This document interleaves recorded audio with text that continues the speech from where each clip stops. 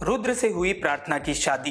प्रार्थना ने रुद्र बनकर सबको दिया चकमा। टीवी सीरियल नागिन 6 में रुद्र और प्रार्थना की शादी हो गई है। दरअसल शादी रुद्र और अनमोल की हो रही थी, लेकिन इस बीच प्रार्थना ने रुद्र का रूप लिया और पूरे गेम को घुमा दिया। दरअसल प्रार्थना रुद्र को अपने पिता का कातिल समझती है और इसीलिए वो ये बिल्कुल नहीं चाहती थी कि रुद्र और अनमोल की शादी हो जाए। ऐसे में प्रार्थना ने ये फैसला किया कि वो रुद्र और अनमोल की शादी नहीं होने देगी। इसीलिए जब तूफान आने के बाद मंडप से उठकर अनमोल चली गई तो प्रार्थना ने रुद्र का रूप लिया और उसे पानी में नशीली दवा मिलाकर दे दी और अनमोल को उठाकर उसने उसके कमरे में छोड़ दिया और खुद आकर मंडप में बैठ गई। जिसके बाद रुद्र के साथ प्रार्थना की शादी हो गई।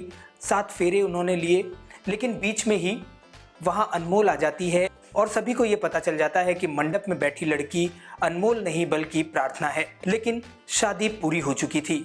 इस बीच ज़बरदस्त ड्रामेबाजी देखने को मिली है, जहां ऋषभ आखिरकार ये फैसला करता है कि प्रार्थना के साथ अब रुद्र की शादी हो गई है और अब अनमोल को इसे स्वीकार करना होगा कि रुद्र के साथ अब उसकी शादी नहीं हो सकती।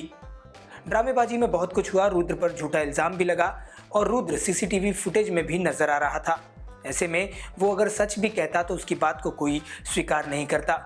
आखिरकार मामला ये हुआ कि प्रार्थना और रुद्र की शादी हो चुकी है। अब ऐसे में देखना ये होगा कि प्रार्थना का अगला कदम रुद्र को लेकर क्या होता है।